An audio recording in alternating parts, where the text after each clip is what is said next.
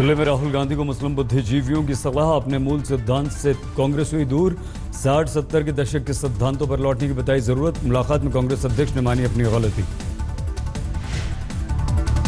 पंजाब के मलोड में प्रधानमंत्री मोदी ने चला किसान कार्ड, किसानों की बदहाली के लिए कांग्रेस को बताया जिम्मेदार। कहा 70 साल से अन्नदाता का नहीं हुआ सम्मान, हमारी सरकार देगी उन्हें पूरा अधिकार। संपर्क फॉर समर्थन अभियान के तहत कल अमित शाह का बिहार दौरा, मुख्यमंत्री नीतीश कुमार के साथ करेंगे लंच। डिनर पर गठबंधन और सीट बंटवारे को लेकर बातचीत के कयास। बिहार में शराब पाबंदी कानून में राहत की तैयारी, संशोधन प्रस्तावों पर कैबिनेट की मोहर। नशाबंदी कानून में घर और गाड़ी जब्ती से मिलेगी राहत।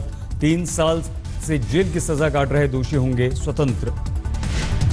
लिंचिंग के आरोपियों को सम्मानित करने पर चौतरफा गिरगिरी की बात। बैकफुट पर केंद्रीय मंत्री जयंत सिन्हा खेद जताते हुए कहा माला पहनाने से गया गलत संदेश। दिल्ली के स्कूल में फीस नहीं देने पर बच्चियों को बंधक बनाने पर केस दर्ज। केजरीवाल ने तलब की रिपोर्ट। मासूमों को बेसमेंट में कैद रखने पर भड़के घरवाले। कल स्कूल जाएंगे मुख्यमंत्री और उप मुख्यमंत्री मनीष सिसोदिया। छत्तीसगढ़ में बीजेपी के विकास के नारे पर कांग्रेस का तंज। टी शर्ट पर उड़ गई विकास की चिड़िया लिखवाकर किया वायरल। चुनाव को देखते हुए करीब 35 लाख टी शर्ट्स का दिया ऑर्डर। नौसेना के वॉर रूम लीक मामले में रिटायर्ड कैप्टन सलाम सिंह राठौड़ को 7 साल की सजा। 30 हजारी कोर्ट की स्पेशल सीबीआई अदालत ने 2005 के मामले में सुना दिया फैसला। जम्मू कश्मीर के कुपवाड़ा में एनकाउंटर के दौरान सेना के एक कमांडो शहीद। कंडी के जंगल में 6 से 7 आतंकवादियों के छिपे होने की आशंका। कल शाम से चल रहा है ऑपरेशन। फिर विवादित ट्वीट करके फंसे 2010 यूपीएससी टॉपर शाह फैसल। रेगिस्तान समेत कई ट्वीट को लेकर केंद्र ने जम्मू कश्मीर को कार्रवाई के दिया आदेश। ताजमहल के रखरखाव में लापरवाही को लेकर सुप्रीम कोर्ट सख्त। संरक्षण को लेकर केंद्र सरकार को लगाई फटकार। कहा नहीं संभाल सकते ताज तो बंद करो या ध्वस्त करो। अयोध्या के सरयू तट पर कल राष्ट्रीय मुस्लिम मंच का अनूठा कार्यक्रम। मुस्लिम धर्म के अलग अलग फिरकों के 1000 लोगों को किया गया आमंत्रित। साधु संतों के साथ सौहार्द मिलन से संदेश देने की तैयारी। उत्तराखंड में बारिश का कहर। पिथौरागढ़ में तेज बहाव में बह गई जेसीबी मशीन। टिहरी में भूस्खलन से कई दुकानें मकान ध्वस्त। पहाड़ धंसने से यमुनोत्री हाईवे हुआ बंद। ऋषिकेश में तेज बहाव में फंस गई बुजुर्ग महिला समेत 4 लोगों की जान। घंटों की मेहनत के बाद एसडीआरएफ की टीम ने किया रेस्क्यू। यूपी के बागपत जेल में मुन्ना बजरंगी की हत्या को एडीजी ने बताया सुनियोजित मर्डर। सूत्रों के अनुसार वारदात से पहले आरोपी राठी और डॉन मिले। दिल्ली के बुराड़ी में 11 में से 10 मौतों पर पोस्टमार्टम रिपोर्ट से बड़े खुलासे। किसी के शरीर पर चोट के कोई निशान नहीं। फांसी लगने से गई सबकी जान। फ्रांस को पछाड़कर दुनिया की 6ठी सबसे बड़ी अर्थव्यवस्था बना भारत। वर्ल्ड बैंक ने जारी किए आंकड़े। नोटबंदी जीएसटी के साइड इफेक्ट्स का असर हुआ कम। भारत और इंग्लैंड के बीच कल नॉटिंघम में 3 वनडे मैचों की सीरीज का पहला मुकाबला। शाम 5 बजे शुरू होगा मैच। T20 सीरीज जीतने के बाद टीम इंडिया के हौसले बुलंद। बॉलीवुड में एंट्री की तैयारी में जुटी मोहम्मद शमी की पत्नी हसीन जहां। सामने आया फोटोशूट का वीडियो। फिल्म फतवा से होगी शुरुआत। पाकिस्तान के पूर्व प्रधानमंत्री नवाज शरीफ ने अपनी ही सेना और खुफिया एजेंसियों की खोली पोल। चुनाव को प्रभावित करने का लगाया आरोप।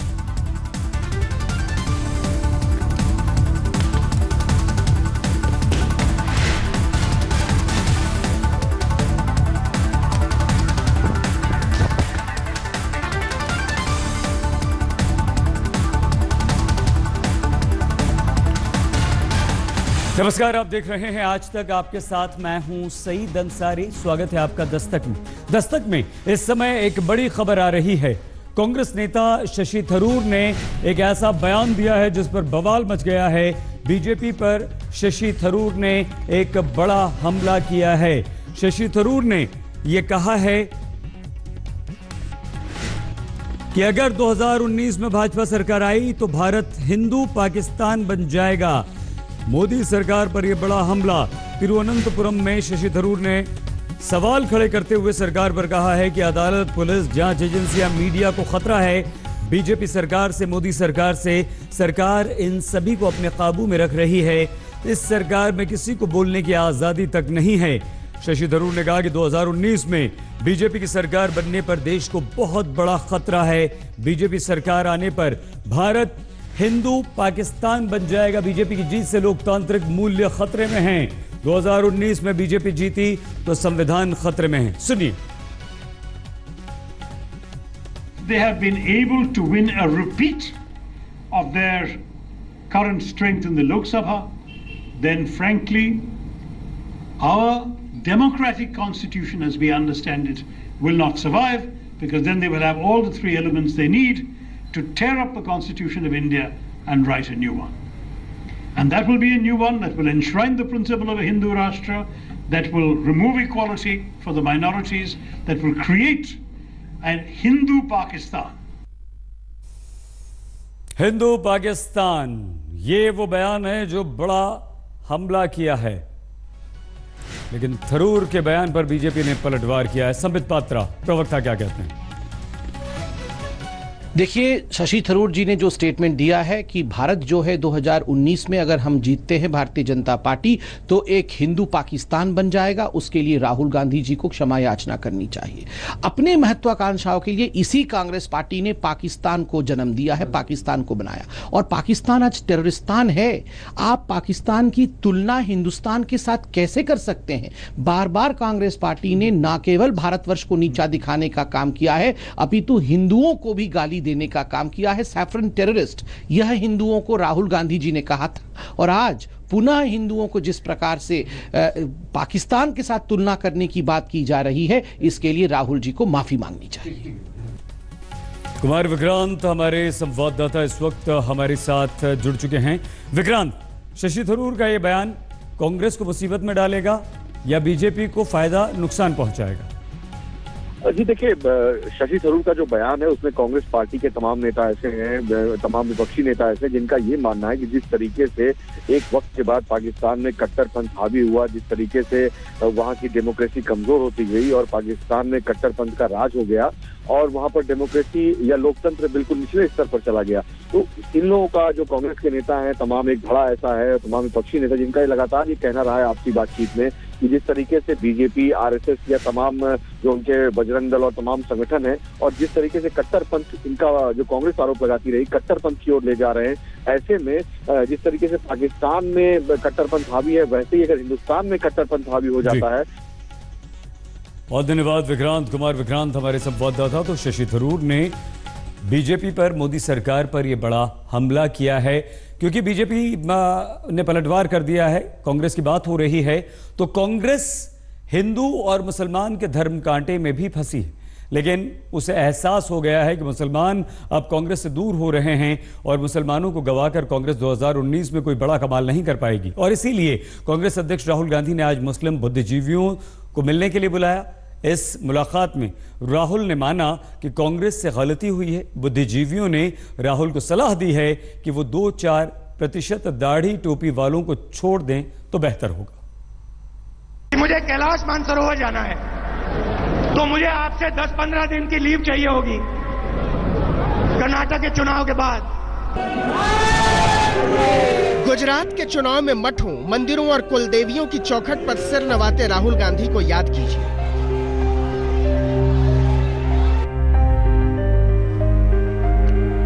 और उनके मुलाकातियों में शुमार होते मौलानाओं, मुफ्तियों और आलिमों को देख लीजिए। याद कीजिए जब राहुल कर्नाटक के मठ में श्वेतांबर पहनकर बैठे थे, और देख लीजिए फरहा नकवी को, शबनम हाशमी को, जोया हसन को और एएमयू के पूर्व छात्र संघ अध्यक्ष जेड फैजान को।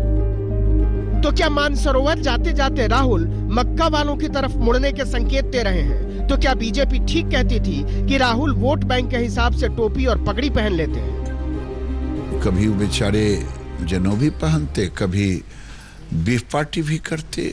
उनकी नीति है, उनका वोट नीति है, इसीलिए समीक्षा में जिस समय जो आता उसके अनुसार से बोलते, उस अनुसार से करते।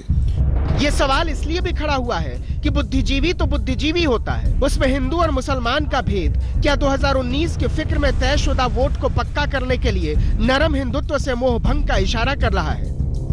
राहुल ने बुद्धिजीवियों के सामने माना कि कांग्रेस पार्टी से गलती हुई है। उन्हें सलाह दी गई कि कांग्रेस को कम्युनिटी की नहीं पार्टी की बात करनी चाहिए। कम्युनिटी की बात करने से ही सवाल उठते हैं। उन्हें यह भी बताया गया कि केवल 4% दाढ़ी टोपी वालों की बात मत कीजिए, क्योंकि 96% मुसलमानों के मुद्दे वही हैं जो बाकियों के, जैसे गरीबी, बेरोजगारी और अशिक्षा मुसलमानों के भी मुद्दे हैं। क्योंकि प्रेसिडेंट हुए तो इसलिए इनसे मिल करके बातें बताना, जो इश्यूज हैं एजुकेशन के और दूसरे उनको डिस्कस करना, ये सारी चीजें। इस देश में 17 करोड़ मुसलमान रहते हैं। वो बीजेपी को वोट करेंगे इसका यकीन खुद बीजेपी को भी नहीं है, लेकिन वो कांग्रेस को वोट करेंगे इसका यकीन राहुल को भी नहीं है।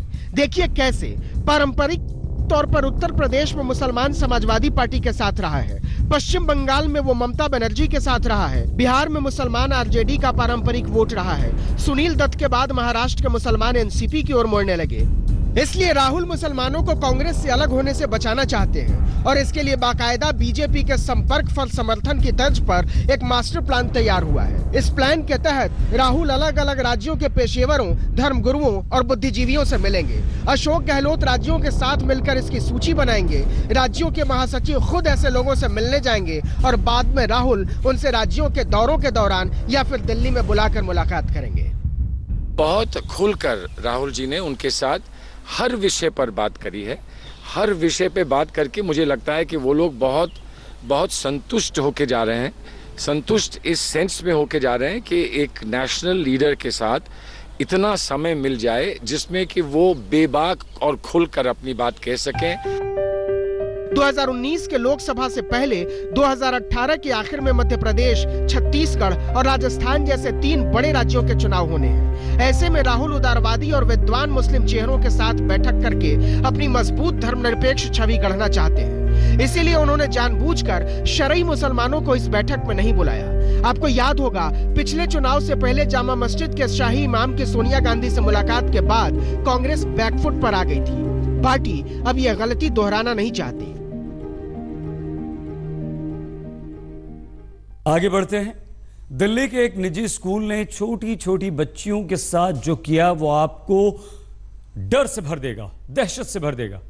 4 से 6 साल की बच्चियों को तहखाने में बंद कर दिया गया और स्कूल का कहना है कि ऐसा इसलिए किया गया क्योंकि इन बच्चियों की फीस जमा नहीं हुई थी। माता पिता का कहना है कि जब वो स्कूल पहुंचे तो 50 से ज्यादा बच्चियां बेसमेंट में पूरी तरह से बिलख रही थीं। उन्हें वहां पर बंद कर दिया गया था। रोनी आ रहा है पापा, आ रहा सबके। ये देखो इसमें कितने बच्चों ने फीस जमा करा रखी है। इल्म के इस तहखाने में बच्चियों पर ढाया गया जुल्म भारत की राजधानी के माथे से दाग की तरह चिपक गया है। चिपक गई हैं 4-4 साल की बच्चियों की चीखें, चिपक गए हैं आंसू हाकिमों के चुनावी जुमलों से, चिपक गई हैं उनकी घुटी हुई आवाजें हमारी चुप्पियों से। वो पूछती हैं कि किस तहखाने में बंद करके रखते हैं हम अपनी आत्माएं, जब इस मुल्क की नन्ही नन्ही बेटियां चीखती हैं मरे हुए ईमान के तहखानों। रोनी आ रहा है पापा, आ रहा सबके। ये देखो इसमें कितने बच्चों ने फीस जमा करा रखी है। सबकी हुई है यार, मेरी बच्ची की है। इन बच्चों की फीस जो है वो जमा हुई हुई है अक्टूबर सितंबर तक की। पुरानी दिल्ली के राबिया गर्ल्स स्कूल के तहखाने में 50 से 60 बच्चियां जार रोए जा रही थी, क्योंकि इस देश के जालिम दस्तूर ने तालीम की चमकती हुई इमारत को उनके लिए जहन्नुम बना डाला था। मेरी बच्ची KGF में पढ़ती है, मेरी बच्ची फीस जुलाई तक जमा हुई हुई है, मगर तब भी मेरे बच्चों इन्होंने इसका नाम किया बेसमेंट में बंद कर दिया, ना खाने दिया, पीने दिया, लंच करने दिया। बच्चा सेम होता है बिल्कुल। बच्चियों के माँ बाप जब उन्हें लेने के लिए दोपहर में स्कूल पहुँचने लगे तो वो क्लासरूम में नहीं मिली। पूछा तो पता चला कि कोई 50 बच्चियां बेसमेंट में बंधक बनाकर रखी गई। मैंने बेसमेंट में जाके देखा तो वहाँ पे तमाम 50-60 बच्चियाँ जो 4 से 5 साल की एज की थी, वो सब रो रही थी, पसीने में लथपथ थी और ऐसी थी जैसे कि बिल्कुल नीचे जमीन पे बिठा रखा था उन लोगों को। दर्द के तहखाने में चीखती हुई बेटियों के चेहरे बर्फ की सिल्लियों के मानिंद सर्द हो गए थे, क्योंकि स्कूल के जालिम मालिकान कहते हैं फीस नहीं चुकाओगे तो बच्चों को तहखाने में बंद कर देंगे। जिन पेरेंट्स से फीस जमा कर दी थी उन्होंने टीचर्स कॉपी जो होती वो हमको लाकर नहीं दी। हमारे पास कोई इन्फॉर्मेशन नहीं थी। जब उन्होंने दोपहर में जब बच्चों को लेकर आए तब उन्होंने हमको दिखाई फी, बिल्कुल मेरी बच्ची की आ गई है। मैंने कहा ये टीचर्स कॉपी आपने नहीं भिजवाई। मतलब स्कूल में फीस जमा हो गई है, इसका हिसाब स्कूल नहीं रखेगा, बच्चों को इसका सबूत खुद जमा करवाना होगा और वो सबूत नहीं देंगे तो तहखाने में बंद कर दिए जाएंगे। बच्चों को हम नीचे वो कर देते, पेरेंट्स आएंगे तो बच्चों को हम बता देंगे, उन्हीं पेरेंट्स को बताया ताकि इजी रहे। इट वाज अ मिसअंडरस्टैंडिंग कि हाँ उन्होंने जमा करा दी और हमारे पास इन्फॉर्मेशन नहीं थी। दिल्ली सरकार के माननीय मंत्री और बल्ली मारान के विधायक को खबर लगी तो भागे भागे स्कूल पहुंचे, लेकिन हैरानी की बात यह है कि वो बिलखती हुई बच्चियों को छोड़कर स्कूल की तरफ खड़े हो गए। क्योंकि ये पुरानी दिल्ली का इलाका है, यहाँ स्कूलों की कमी है, ये पेरेंट्स भी नहीं चाहते कि स्कूल भी बंद हो, लेकिन हम कम से कम ये तो उम्मीद करते हैं कि हमारे बच्चे यहाँ आए, अच्छी एजुकेशन मिले, उनके साथ कोई गलत तरीके का व्यवहार ना हो। ये है इनकी खिदमत कि कलेजा कांप जाता है। लोग हैरान थे कि उनके इलाके का विधायक और सूबे का मंत्री सहमे हुए बच्चियों को छोड़कर प्रबंधन की तरफ खड़ा हो गया था। मनीष सिसोदिया दिल्ली के स्कूलों को सुधारना चाहते हैं, दिल्ली में और बहुत सारे नए स्कूल बनाना चाहते हैं, बहुत सारे कॉलेज बनाना चाहते हैं। बड़ा काम एजुकेशन के कोर का दिल्ली सरकार इंट्रोड्यूस करने जा रही है। आप ही बताइए माननीय, आपके इस दावे को बल्ली मारान की बेटियां ओढ़ें या बिछाएं? पता तो है ना आपको कि इसी दिल्ली में है बल्ली मारान, इसी दिल्ली में है गली कासिम जान। ईशा गुप्ता के साथ अभिषेक आनंद, दिल्ली आज तक।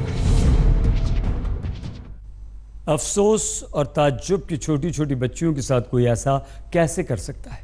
आगे बढ़ते हैं। ताजमहल को बचाइए और नहीं बचा सकते तो उसे गिरा दीजिए।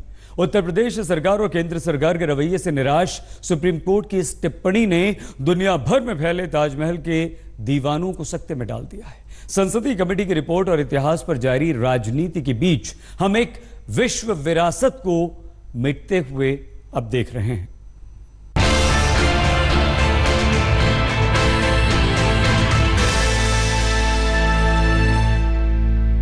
यहाँ पर लोगों ने भारत की परंपरा को जोड़ दिया ताजमहल के साथ। ताजमहल एक पर्यटक स्थल हो सकता है, लेकिन भारत की पूर्ण पहचान हो, मैं नहीं मानता। इन विचारों के आगे कितनी देर टिकता ताजमहल? कोई कहता है ताज संस्कृति विरोधी है, कोई कहता है ताज शिव का मंदिर था, कोई कहता है कि तेजो महल था, कोई कहता है कि यह कब्र है। अब वो ऐतिहासिक इमारत है, इमारत के विषय में अब वो चाहे मंदिर रहे चाहे कब्रगाह रहे। जब सरकार में बैठे हुए लोग इतिहास को मानने को राजी नहीं, संसद को मानने को राजी नहीं, संसदीय कमेटी को मानने को राजी नहीं, तो ताज को बचाता कौन? इसीलिए सुप्रीम कोर्ट को कहना पड़ा कि जब बचाना ही नहीं है तो गिरा क्यों नहीं देते ताजमहल को। ताजमहल के प्रति केंद्र सरकार, पुरातत्व विभाग और उत्तर प्रदेश सरकार का रवैया बेहद सुस्त है। विश्व धरोहर को बचाने की किसी की भी इच्छा नहीं दिखती। ताजमहल का संरक्षण करें, नहीं तो इसे बंद करें या गिरा दें। सुप्रीम कोर्ट को यूं ही नहीं कहना पड़ा है कि जब टीवी टावर की तरह दिखने वाले एफिल टावर को देखने 8 करोड़ लोग पहुंचते हैं तो हमारा ताज तो उससे बहुत ज्यादा खूबसूरत है। लेकिन हमारा सवाल दूसरा है। हमारा सवाल ये है कि ताज किसी से लेता क्या है? ताज की कमाई पर तो हजारों लोग पल रहे हैं। सालाना 80 लाख लोग ताजमहल को देखने आते हैं। 25 करोड़ रुपए की आमदनी हर साल होती है और सरकार कहती है कि खर्च केवल 3.5 करोड़ रुपए होता है। आगरा सर्किट के एएसआई के सैकड़ों कर्मचारियों की तनख्वाह भी ताज की कमाई से ही जाती है। फिर भी 22 करोड़ रुपए ताज सरकार को बचा कर देता है। ताज की वजह से आगरा के सैकड़ों होटल चल रहे हैं, हजारों लोगों को रोजगार मिला हुआ है। भारत सरकार, हमारा एनवायरनमेंट मंत्रालय, प्रदेश की सरकार संकल्पित है कि उसकी भव्यता को, उसकी गरिमा को, उसकी स्वच्छता को और उसके साथ साथ उसके पर्यटक महत्व को हम बरकरार बनाए रखें। TTZ यानी ताज के आसपास का 10,400 किलोमीटर का इलाका, इसमें आगरा है, भरतपुर है, मथुरा है, एटा है, हाथरस है, फिरोजाबाद है। इन जिलों की हजारों फैक्ट्रियों का धुआं एक दिन ताज को खा जाएगा और ये धुआं तब तक नहीं छट सकता जब तक हमारी राजनीति नफरत के धुएं से बाहर नहीं निकलती। आज तक ब्यूरो। यह खबर भी सुप्रीम कोर्ट से है। सुप्रीम कोर्ट ने आज जमाने से चले आ रहे एक और मुद्दे पर सुनवाई की, धारा 377 पर। मतलब 2 पुरुष और 2 स्त्री आपस में संबंध बना सकते हैं या नहीं। अभी तक तो ये गुनाह है। बीजेपी धारा 377 के खिलाफ रही है, लेकिन सरकार में आने के बाद उसने इस पर सोचना छोड़ दिया है। सुप्रीम कोर्ट में हलफनामा देकर सरकार ने कहा है कि उसकी इस मुद्दे पर कोई राय नहीं है। मेरी बहनों को जो 3 तलाक के खिलाफ लड़ाई लड़ रही है, मैं हृदय से उनका अभिनंदन करता हूं। हर मुद्दे पर बढ़ चढ़कर राय रखने वाली केंद्र की बीजेपी सरकार ने सुप्रीम कोर्ट में हलफनामा दायर करके कह दिया कि धारा 377 को लेकर अब उसकी कोई राय नहीं, न ना में और न हाँ में। वो जो चाहे फैसला सुना दे। यहाँ तक कि अटॉर्नी जनरल ने खुद ही केस से अपने आप को अलग कर लिया। No, I am told that the government stand is different. Okay. Therefore, I am not appearing in that case at all. Correct. सरकार का हलफनामा आते ही लैंगिक आजादी को लेकर लंबे समय से मांग कर रहे लोगों में खुशी की लहर दौड़ गई। कोर्ट ने कहा, कोर्ट सेक्सुअल रुझान के विकृत ख्यालों पर विचार के लिए नहीं बैठी है। कोर्ट का मकसद है कि आपसी सहमति से 2 वयस्क लोगों के बीच संबंध के आर्टिकल 21 के तहत आते हैं। ऐसी परिस्थिति नहीं आए कि 2 समलिंगी मरीन ड्राइव पर वॉक के लिए जाएं और पुलिस परेशान करे। हम ऐसे रिश्तों को बचाना चाहते हैं। कहा कि जहां सेंटर सुप्रीम कोर्ट में आके बोले कि हमें कोई ऑब्जेक्शन नहीं है जो भी कोर्ट बोलता है, वो एक बहुत बड़ी जीत अपने आप में है। सुनवाई जारी है, लेकिन दलीलें खत्म हो चुकी हैं। धारा 377 के खिलाफ अब कोई खड़ा नहीं है। समलिंगियों का साथ सुप्रीम कोर्ट की सोच पर टिक गया है। वो चाहे तो कानूनी तौर पर मिला दे और चाहे तो जुदा कर दे। आज तक ब्यूरो। दस्तक में आज के लिए बस इतना ही। अपना बहुत ख्याल रखिएगा। देखते रहिए आज तक। लेटेस्ट खबरों के लिए यूं ही देखते रहिए आज तक, और इस वीडियो के पसंद आने पर लाइक, शेयर और सब्सक्राइब करना ना भूलें।